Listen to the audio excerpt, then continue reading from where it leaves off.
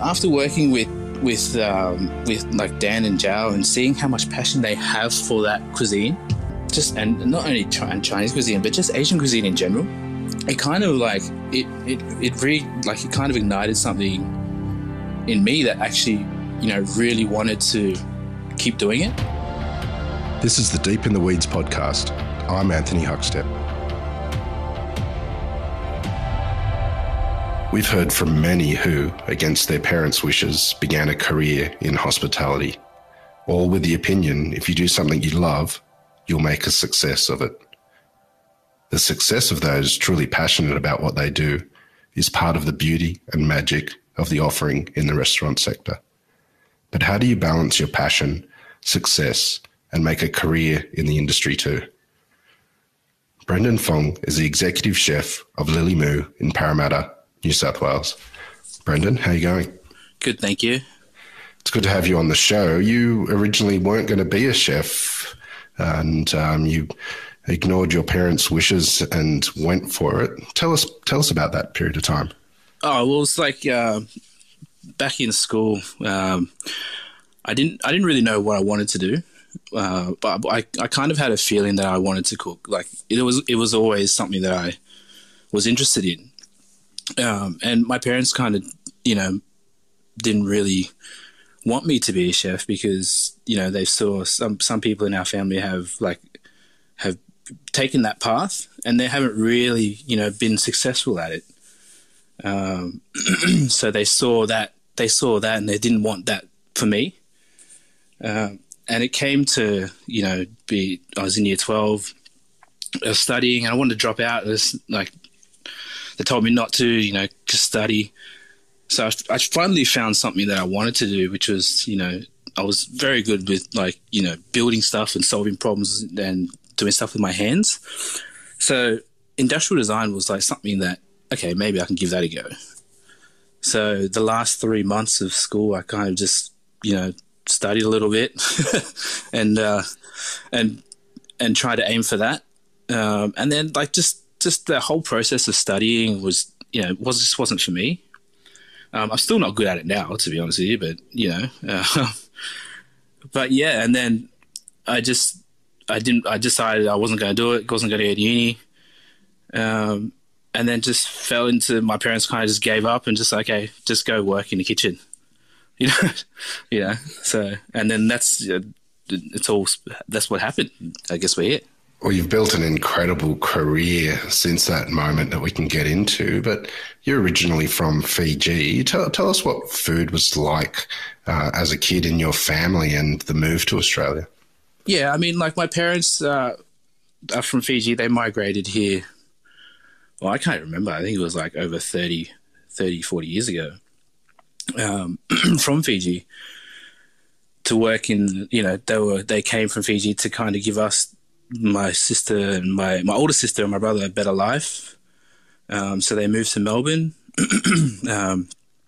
and they were working like 7 days a week, constantly like 2 to 3 jobs just to try and get by to kind of, give us what we wanted and what we, like I said, a better life. And in that, they'd always look after us in terms of food. We never went hungry. And it was like growing up with Fijian food, it was, very based around coconut milk and, onions and tomatoes and braises and stuff like that, which is, it was different to go to other people's houses, friends' houses and see they're having like steak and stuff. He's like, what's this? But it was refreshing, Tell us about that, the first couple of years of your apprenticeship. What was it like in the kitchens that you worked in? Do you have any stories of that time? Oh, I remember my first job was, the first time I ever stepped into a kitchen on a, not as being a kitchen hand or a dishwasher. It was at Jordan's Seafood in Darling Harbour. And they were doing like, you would do close to like 800 people a night. Wow. And I was on the fish and chip section. Being a first year apprentice, I didn't even know how to fry chips.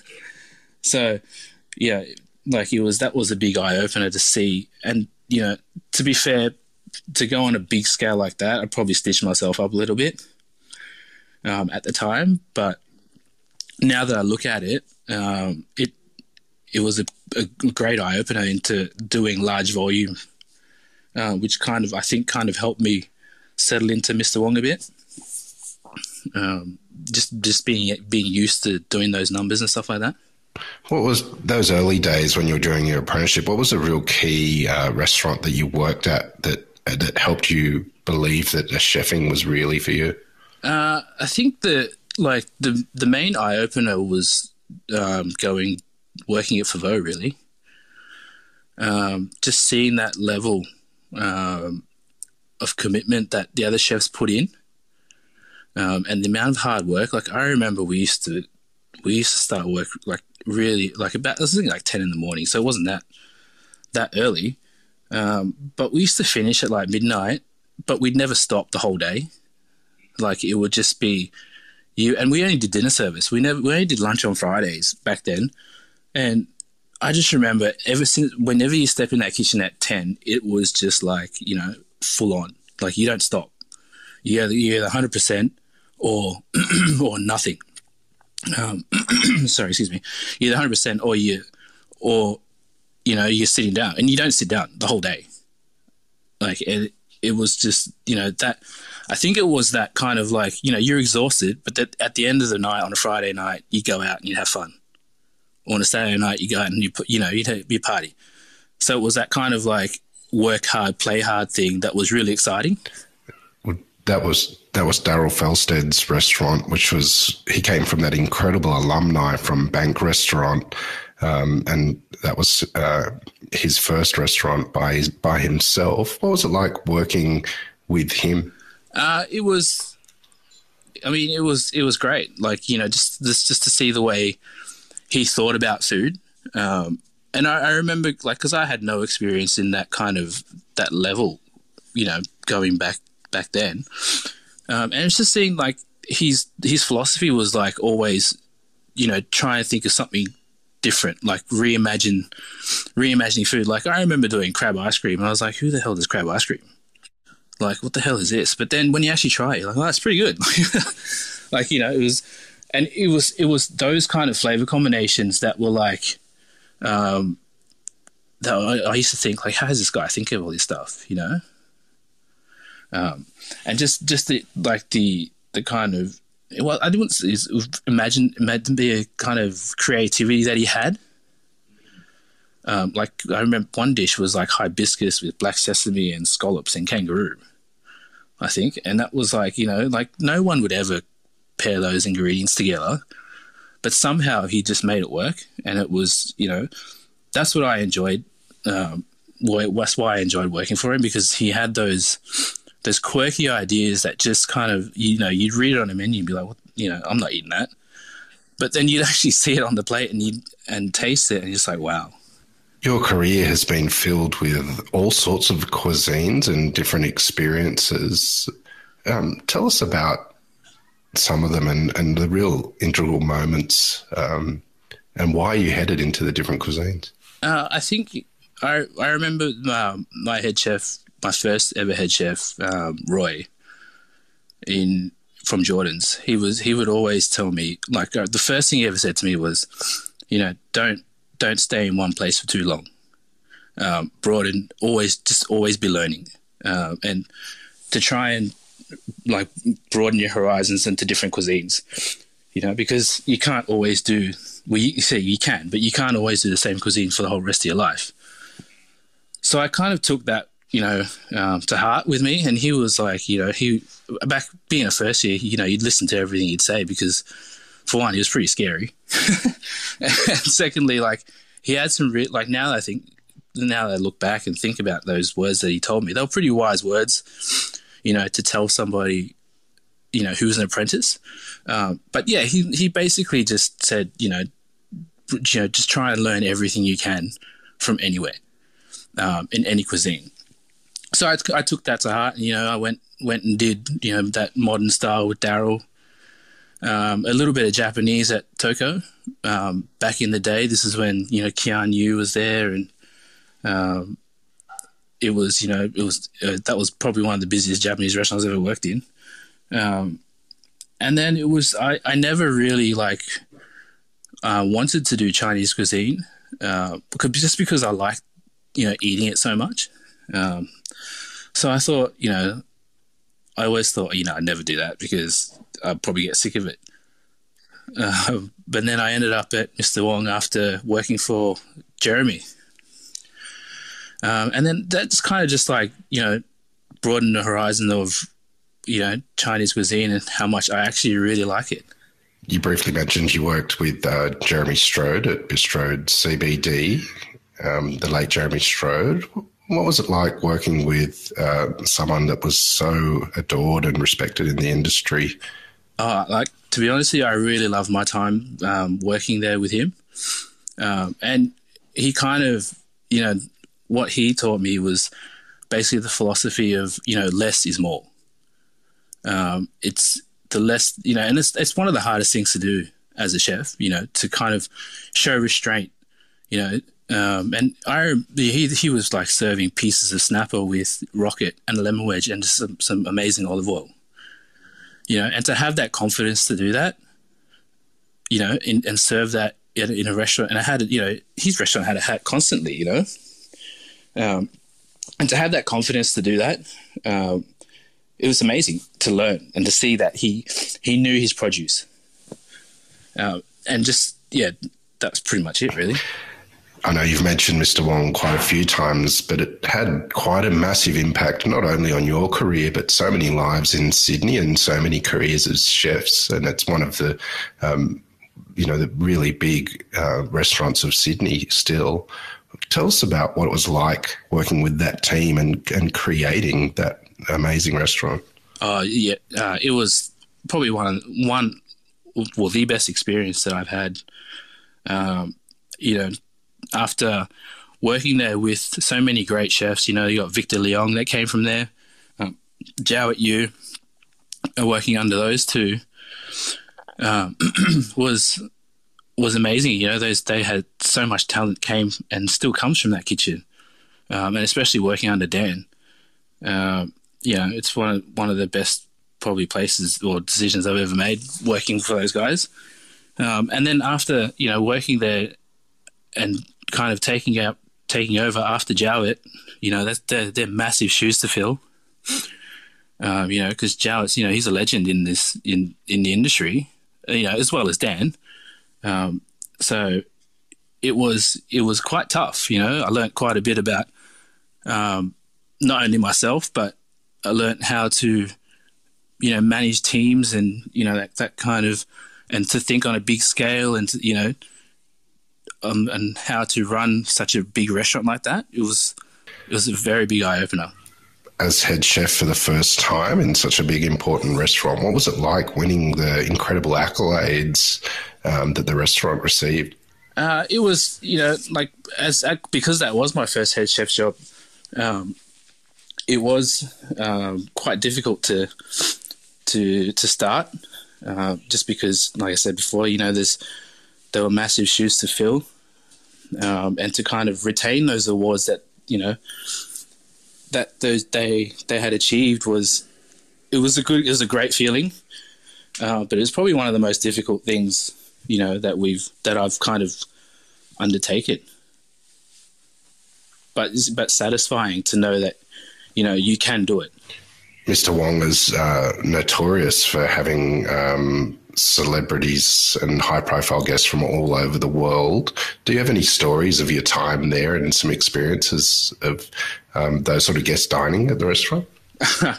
I remember one night sitting, I think it was a Friday or Saturday night, and I was sitting at the counter after work, just having a chat with one of my sous chefs, and this person walks up and just goes, "Oh, this was a great meal,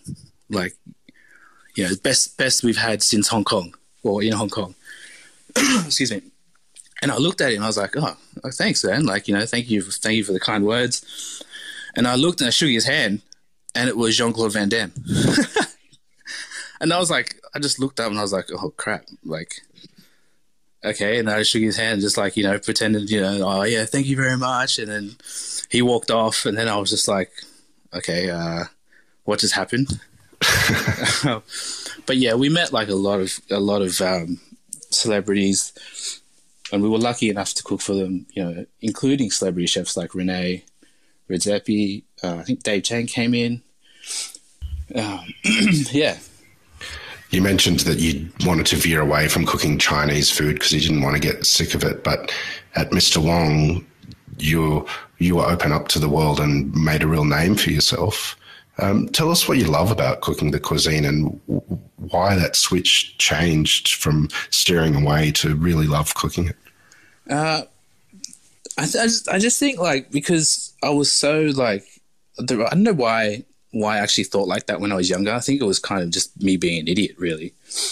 And then after working with like Dan and Zhao and seeing how much passion they have for that cuisine, and not only Chinese cuisine but just Asian cuisine in general, it kind of like it really, like, it kind of ignited something in me that actually really wanted to keep doing it. And there's so, like, and everybody thinks that Chinese food is just it's just what you get at your local Chinese shop, like, sweet and sour porks, all that kind of stuff. But it's so broad, and there's so many different areas, like cuisines and different flavor profiles.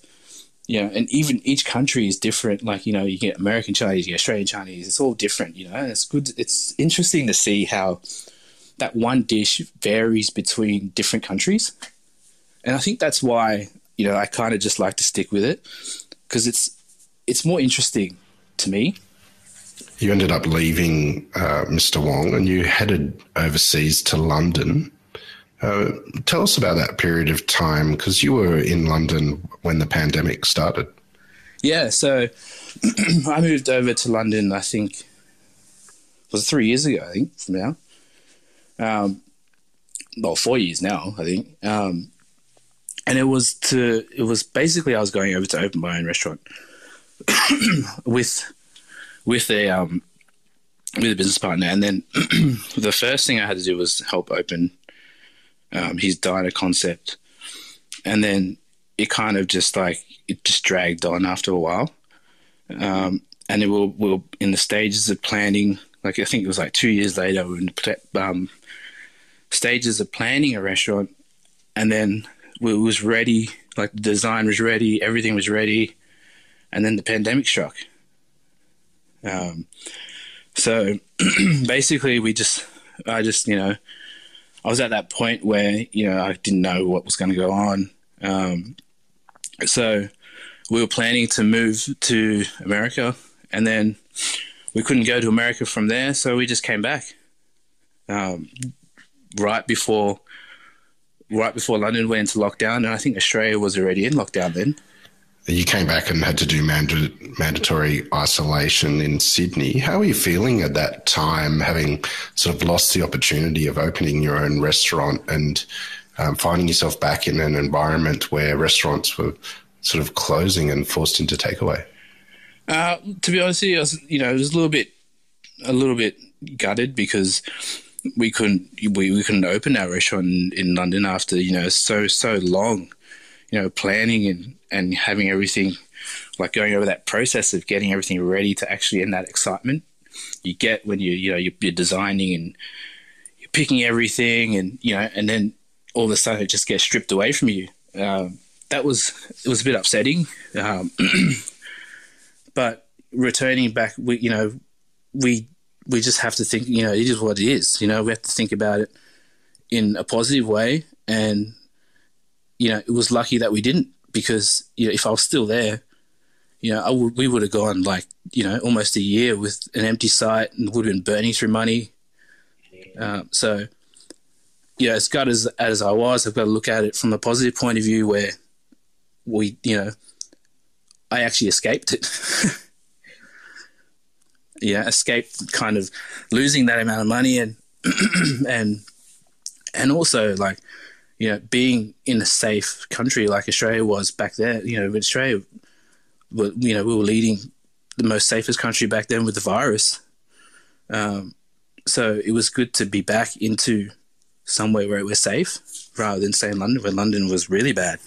Well, what did you do once you first got settled here, and like how did you find an income to sustain yourself?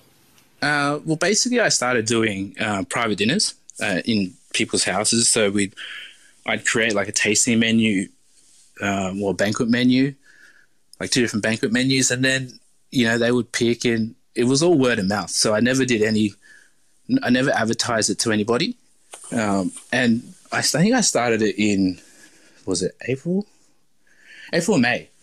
So I did it in I think it was May.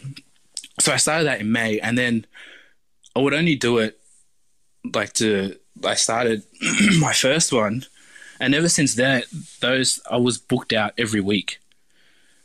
And that was how I'd find the income to start off with, because we didn't know how long. I actually didn't know how long we were going to be here for, because we had this plan. We were moving to New York, and then we thought, okay, we come back to Australia. We stay here for about 3 months. So it's kind of why I didn't find a job, why I didn't actually look for work, because I thought, oh, we're not going to be here for that long. So I don't want to commit to anything. I don't want to waste anyone else's time by committing to somebody and then I have to leave. So I started doing private dinners, and I actually found that the dinners through one of my friends. He's like, why don't you do a dinner? Like, just come to my house, cook a dinner for my friends, and then we'll go from there. And he goes, I'll pay all the costs and all that stuff. I said, okay, fine, I'll do it. So I did that dinner, and then that week, my phone was just going crazy, because people were scared to go into the city to eat, and they wanted that restaurant experience from home. So I thought, okay, let's just. I said to my wife, let's just do this for however long it takes till we have to go. So we went out. We bought all this equipment, like plates, chopsticks, all that kind of stuff, to people's houses, and then we started doing that every week until I think it was till October, or maybe before that. How different was it cooking in people's homes compared to working in commercial kitchens? Oh, it's very different because everybody's house is different, and the size of the kitchen is different. The bench space they have is different. The stove is different. Even to the space they leave you in the fridge is different. so it's it has its challenges. And then if you forget something, say for instance you forget a chopping board, you can't really rely on their stuff, because for one, I don't like to go through their stuff or to use their equipment, even though they welcome you to go through it. But it's just you're very comfortable with the stuff you have, and using your own equipment. It's when you did take the same notepad everywhere, right? You used to write on that notepad. You take if you forget your chopping board, you're stuffed. So it's working in people's kitchens is very difficult, and especially PowerPoints, where we have the luxury in a commercial kitchen for PowerPoints. Some kitchens they only had one PowerPoint. Wow. So yeah, it was a bit of a challenge. You mentioned that you did these private dinners until October. What changed? I missed, it was fun, and it was great to meet new people in people's houses. But it's not you miss the stress of a service, of a service where you have a full team behind you. You have, you can see a restaurant that's full, and that when it gets busy, it's that excitement when it's busy. That's what I missed, and it's a different type of stress cooking in someone's house than it is to cooking in a restaurant. And I miss that feeling of a real busy service, which is, you don't get that cooking in someone's house where, you cook a dish, you only cook 1 or 2 portions and that's it. If it's a banquet, so you really miss that pressure, and which I really like that feeling. It sounds weird, but I really like that kind of stress of being under the pump, being busy. and that was what I was lacking. Tell us about Lilymu. How did that introduction with Ibby and George come about, and the creation of this restaurant? Oh, so I was introduced to Ibby through Jad from the picnic. Well, he doesn't have the picnic anymore, but Jad introduced me to Ibby, and Ibby reached out and said, "Oh, can you come in? We'll have a meeting, and I want to chat to you about some ideas that we have." So okay. So I thought, okay, well, I'll just go, because again, we didn't know how long we're going to be here for, and it was going to be and they explained this idea. They had this development out in Parramatta Square, and they were explaining it. They wanted Asian, and they wanted this, they wanted that, and I was like, okay, cool. It sounds pretty interesting. It sounds pretty exciting. But I had the thought of, Parramatta. Do I really want to work out there? Because I still had that old thinking of how Parramatta was. So then I was like, okay, you know what? I'll just, and it wasn't October. I think it was June, July. So, and I was still doing private dinners at the time. So I was introduced to him in June, July, and I was doing private dinners plus going to see Ibby and all that kind of stuff. So, I went to the meeting with him, and he explained the site, and it was like, it looked great. And he had this idea of what he wanted, and then I was just, and they already had a consultant. So the consultant that they had, I think he was in Perth. So he came back, and he couldn't do it because he was opening his own restaurant. Because, as you know, you can't sit still. You got to keep moving, otherwise, because in these times you don't know where your income's going to come from. So then it was like, I was like, oh, okay, no, I won't do it. I kept saying no. And then I was like, you know what? I'm just going to do it. I'm bored. I'm sick of doing these private dinners because, for one, it's a lot of work, private dinners, to try and do it at home. And I didn't have a commercial space to prep any of this stuff in, so trying to prep at home is quite difficult. So I was like, okay, I'll stop the private dinners, and then I'll help you do this. And then we had this idea of what he wanted. So I was like, okay, tell me what you exactly what you want. So then he wanted stuff like, a bit of Japanese, a bit of this, a bit of that. And I was like, okay, why try and be something from everywhere when we can just identify ourselves as just one thing? And he was like, okay, what do you want to do? So okay, just let me do a tasting for you, and then we'll go from there. So then I had my sous chef from back when I was at Mr. Wong. He was bus. He wasn't working at the time. So I was like, okay, what are you doing? So I got a job for you. He's like, okay, I'll do it. So I was like, okay, you be the head chef, because I didn't know how long. It was just a consultancy thing for me. I was just going to work there for a little bit, and then that was it. Leave it to Bus, and he can take it. So I thought, what is the easiest way that I can create a menu so that Bus can, after I go, Bus can take the torch and run with it. So I thought, okay, well, we both worked at Mr. Wong. My father's background is Chinese. Bus's background is Thai. And he had a Thai restaurant, in Haymarket, and he closed that. So I thought, okay, how about we combine the two together? Because, they can work. And then we did this tasting, combining Thai dishes in Chinese and Chinese and Thai. And it wasn't a fusion where we were just putting it together for the sake of it. We thought about, we were taking Chinese dishes and kind of looking for something that was similar and combining the two. And that's how the style of Lilymu was kind of born, really. Do you have any examples of dishes that you created at that time that sort of reflect that? Well, it's kind of like, we were taking dumplings and like, because I always, dumplings are a seller.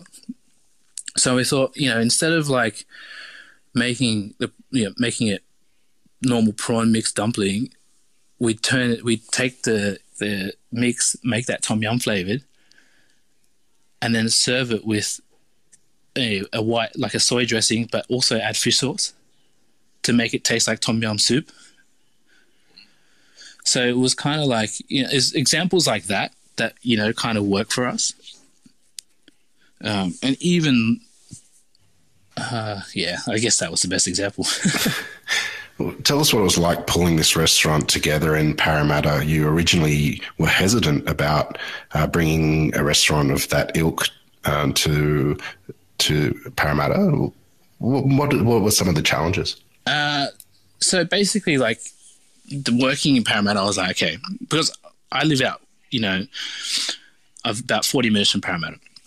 So I was like, okay, and I didn't from what I remember, Parramatta wasn't like the safest area back then from what I remember. So Ibby was like, okay, just come to the site, just come and see it. Right? I said, okay, I'll go out with you. We'll go see it. So when I actually went out and saw it, I was like, okay. And it was a new development, and I didn't expect Parramatta to be like that. And it was all brand new. It looked, and I didn't even feel like I felt like I was in the city, to be honest with you. So I was like, okay, it's got a bit of promise. The hardest part from that day that I decided to do it is we had 4 months to get the menu ready, to do the plateware, to buy all the equipment, to find staff, to decide, where to actually finish designing the kitchen, because the kitchen was half designed, and there were things we couldn't move, things we could move, and to try and so, and we didn't have a menu, like a proper menu, so we couldn't design the kitchen properly until we had that menu right. So yeah, it was. The hardest part was getting everything ready within the time frame that we did. And I think it was difficult, but we got there. Well, the restaurant has been a real success since it has opened. What's the response been like from locals? Do you have any stories that you can tell us about? Look, to be honest with you, to be honest with you, it's been different. We were lucky enough to have regulars within the first 6 weeks of opening. And these guys were coming back 2 to 3 times a week. We've got one guest that comes in, every week on the same, they'll come in every day and they'll order the same thing. And they love it, So it's, to have that kind of following so early in the early stages of a restaurant, it was, I couldn't even believe it. Like, this never happens. But I think because it was something new that is in that area, and people don't have to go to the city for that quality. That's what brought them here. But yeah, we were lucky to have that following within the first, few months. With that 4-month period to create a menu, is there a dish or two that you can tell us about that's starred on the menu? I think everyone kind of loves the duck that we do, which it's quite unique. We take the whole duck, we take the legs, and we cut the legs off, just leaving the crown. We debone the legs, mince it, and make that into like a Lao sausage, which is like, plenty of garlic, glutinous rice, and salt. And then we stuff that underneath the skin of the breast. Almost like how, when you roast a chicken, you put the butter underneath the skin. And then we hang that, we hang it to dry in the cool room, like where a fan is, for about 2 days. And then we roast it like a Chinese style duck. So it comes out golden, and then we slice that finely and put that on a plate with some sauce, which we it's kind of similar to the duck sauce that you get when you go to the barbecue. You have a local barbecue, your Chinese barbecue that you eat with rice. It's similar to that sauce, but when we just kind of inject more Southeast Asian flavor with kaffir lime, lemongrass, coconut palm sugar, and stuff like that. You mentioned you originally took the gig just as a short-term consultancy gig, and yet you're still there as executive chef. Well, what kept you there, and what do you love about the restaurant? I like that kind of creativity that we have. It's something new that I've never done before, and trying to learn Thai cuisine, it's quite difficult because I'm not versed in. I'm not the greatest in knowledge. I don't have the greatest knowledge in Thai food, so Buzz teaches me a lot about that. And it's also the people. The team that I have. We've got a great team, and they're really loyal, and they're hardworking, and also people like Ibi and George. They're great to work with because they're personable, and we chat. We can have a chat, and it's not like you don't feel like you can't approach anybody there. But yeah, I think it's mainly the people that kind of makes me stay there. You're currently experiencing another lockdown in Sydney. What's this period of time been like for you? You were in London, you were meant to go to New York, you ended up in Sydney, and now you have an amazing restaurant, but you're in lockdown. What sort of impact has it had on you? Look, the first week was great because I was like, okay, I get a bit of a break. We had to take a step back and have a bit of a rest. The team gets rest, so we're all happy. We didn't think of it as being so bad. Now that it's dragged on, because for so long, it's a bit frustrating. But I'm just trying. It is what it is. I'm just trying to kind of see the positive note from it. It's giving me time to reflect on how I can improve the menu. How I can improve the service, how I can improve, the flow of the kitchen, and how so that it makes it easier for the team, the guys, makes it easier for the chefs. Should I say? So it's given me a lot of time to reflect and to be able to kind of improve the business operationally before I go back. But yeah, I think that's the kind of. It's the only way that I can kind of look at it and kind of move through this lockdown without kind of going insane or being bored, Ibi and George have been building quite an amazing stable of restaurants in their group, including Lilymu. Is there plans in the future to create more of what you're offering in other locations? I don't know if I can say that. I think that, there is plans to kind of, bring Lilymu closer to the city. But, we'll have to tell. Time will have to tell. We can't say just yet. Well, Brendan, that is an intriguing answer. And it's great to have you on Deep in the Weeds today to hear your story. Please keep in touch and we'll catch up again soon. Will do. Thanks for having me, man. This is the Deep in the Weeds podcast. I'm Anthony Huckstep. Stay tuned as we take a deep dive into the lives of the incredible people who ply their trade in the food and hospitality sector. Special thanks to executive producer Rob Locke for making this all happen. Follow us on Instagram at Deep in the Weeds Podcast or email us at podcast@deepintheweeds.com.au. Stay safe and be well.